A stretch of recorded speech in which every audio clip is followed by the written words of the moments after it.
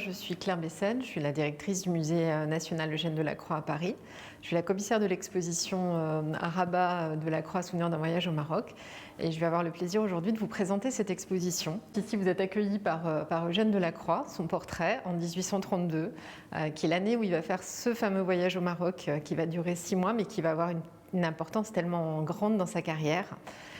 Donc là, il a 34 ans, c'est un peintre qui compte sur la scène artistique française. Il a déjà peint des tableaux que vous connaissez, qui sont aujourd'hui au Louvre, La mort de Sardanapale, La liberté guidant le peuple, qui est sans doute son tableau le plus célèbre. On entre dans cette exposition en fait avec un coffre qu'il a ramené du Maroc, parce que l'idée c'est un petit peu que tout sort, toutes ces images en fait de l'Orient, des objets qu'il a ramenés sortent du coffre, comme si c'était un petit peu un coffre magique.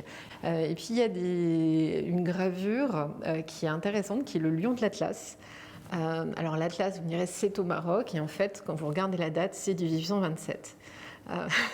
C'est un lion, c'est l'Atlas, mais il l'a peint avant, parce qu'en fait, ça fait très longtemps qu'il s'intéresse à l'Orient. C'était un moyen de s'évader aussi.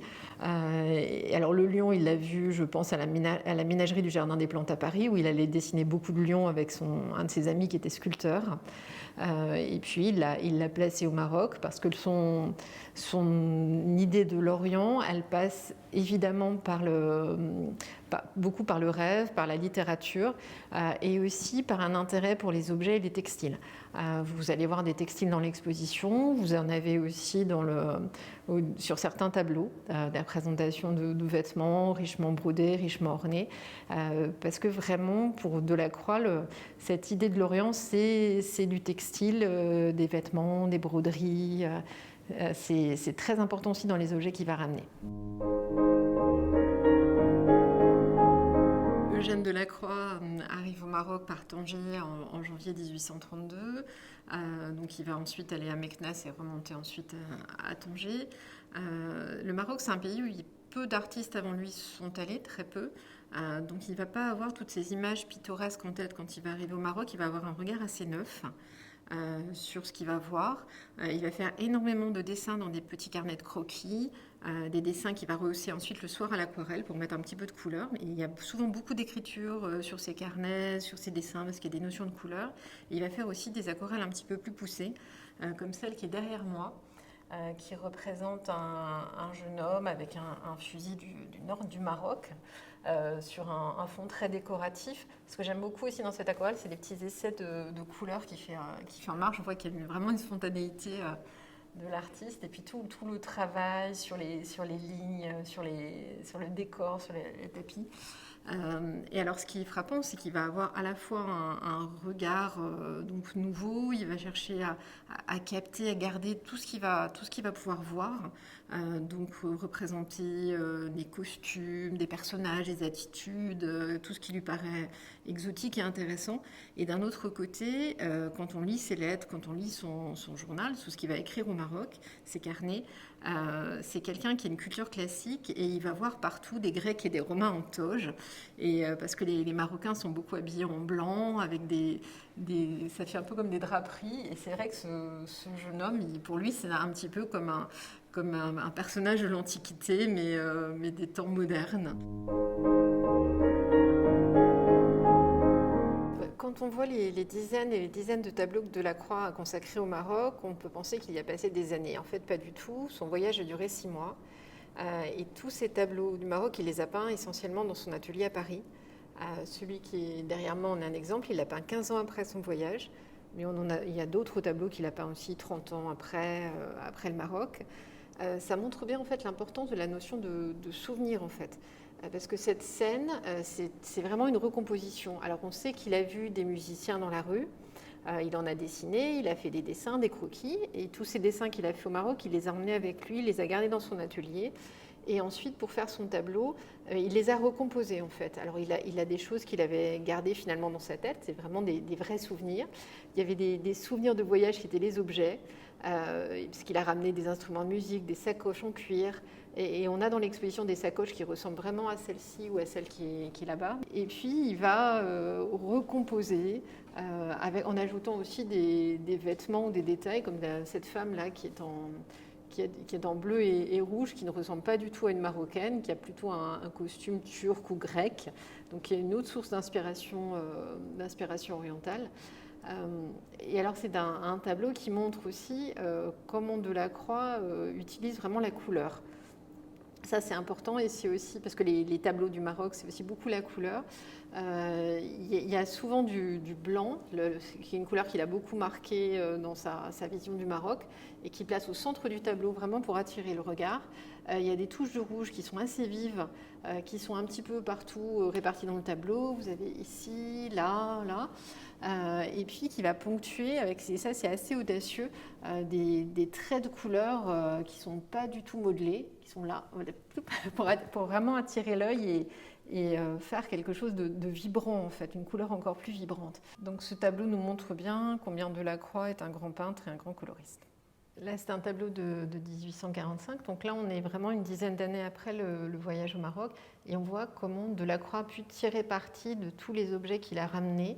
Alors, vous avez une partie de ces objets qui sont dans les vitrines, et c'est intéressant d'avoir ce jeu de regard entre la vitrine, où là, vous avez une sacoche qui ressemble beaucoup à celle-ci. Alors là, celle-ci est un peu plus rouge, parce que Delacroix a visiblement forcé un petit peu la couleur. Ce soldat de la garde du sultan porte aussi des bottes qui ressemblent beaucoup à celles que Delacroix a ramenées, qui sont dans une autre vitrine.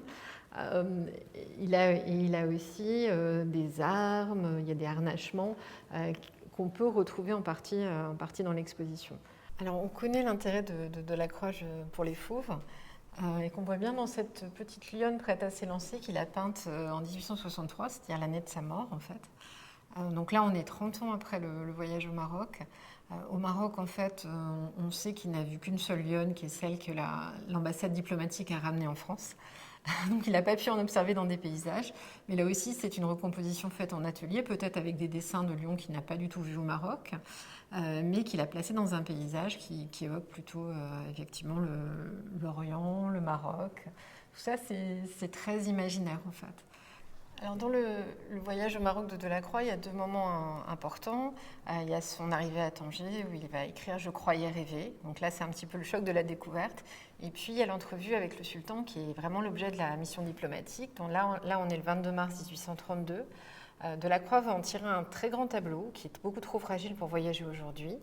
Mais on a pu avoir l'esquisse pour ce tableau, parce qu'évidemment, avant de peindre un tableau de plusieurs mètres, Delacroix n'y allait pas directement, mais il mettait les grands principes de sa composition en quelques coups de pinceau, et là on voit combien il maîtrise cet art de l'esquisse, ou comment ses attitudes, ses personnages sont brossés très rapidement et sont tellement expressifs. Donc là, vous voyez le sultan devant les remparts de Meknès, les murailles de Meknès, il y a sa garde derrière. Et puis ces deux petits personnages sont le comte de Mornay, qui est donc l'ambassadeur, et son interprète, Benchimol.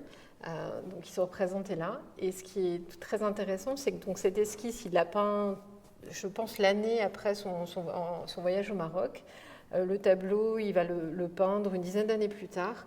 Et dans le tableau, le diplomate et l'interprète vont complètement disparaître. Et le centre du tableau, ça va devenir le sultan.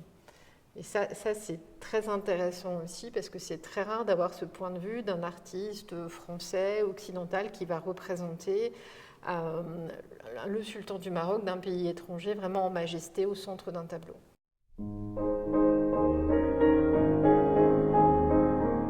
Je pense la spécificité de cette exposition par rapport aux autres expos de Delacroix qui ont été réalisés ailleurs, c'est qu'elle présente à la fois son œuvre, mais en même temps un certain nombre d'objets que Delacroix a collectés ou a achetés. Une céramique qui remonte à cette époque, 1832, qui est déjà très bien datée, très définie et importante. Le costume que vous voyez, que ce soit le costume de la mariée juive ou le costume traditionnel marocain qui existait au Maroc pendant cette période, est important. L'épée de Ben Abbou qu'il avait pris au Maroc comme donation de Bacha Ben Abbou au Qaïd Ben Abbou, et il l'a accompagné pendant toute sa vie, est importante. Tous ces objets, ces vêtements, on sait qu'il les a gardés, qu'il lui rappelait le Maroc, qu'il les a peints.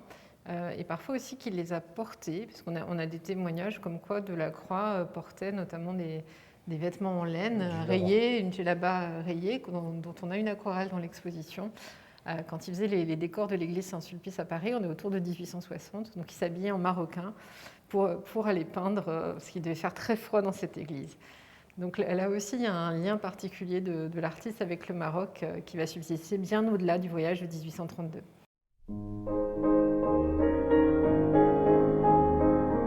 Dans l'exposition, vous verrez des œuvres de Jeanne Delacroix, mais aussi des tableaux d'autres artistes qui sont venus au Maroc après Delacroix, parce que Delacroix est un des premiers artistes à avoir peint le Maroc. Et toutes les belles images qu'il a pu en faire ont pu donner envie à d'autres peintres de venir aussi, de venir à Tanger, notamment de représenter des paysages, de représenter le Maroc. Et cette manière que Delacroix a eue de créer finalement cet imaginaire marocain a tellement influencé l'imagination des autres artistes que certains, comme Matisse, ont dû se défendre et dire que non, ils n'avaient pas imité Delacroix et ils n'avaient pas voulu faire comme Delacroix. Maintenant, je vous invite à venir voir l'exposition au musée Mohamed VI de Rabat. Donc, le titre, c'est Delacroix, souvenir d'un voyage au Maroc. C'est du 7 juillet au 9 octobre 2021. Et je vous remercie beaucoup pour votre attention.